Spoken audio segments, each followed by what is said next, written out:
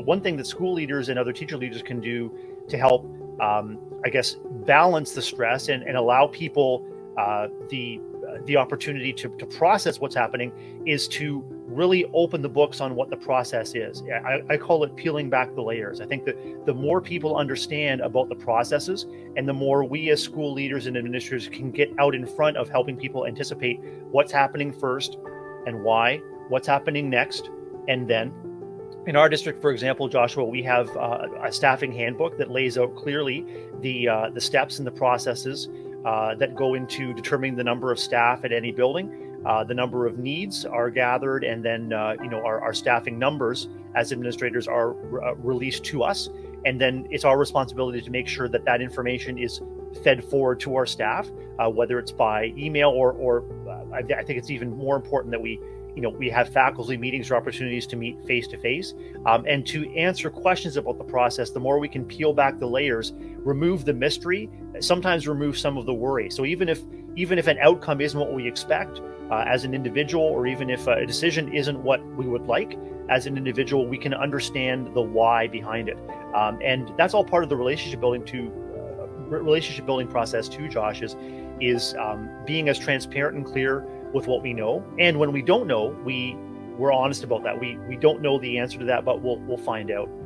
The last thing I'll say, whether you're an educator or a school leader, is for number one, be open to questions and being open to making it possible for people to share their worries, stresses, and wonderings with you.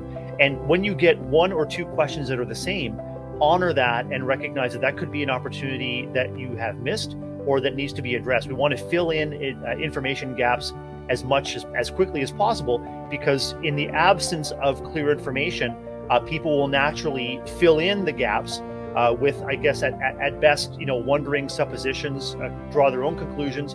And at the worst, especially when we as human beings are stressed, it's natural for us to fill in the worst case scenario, so that we're preparing ourselves mentally and physically down the road to deal with the worst possible thing that will happen. So filling in those information gaps, Josh, as they become apparent is key.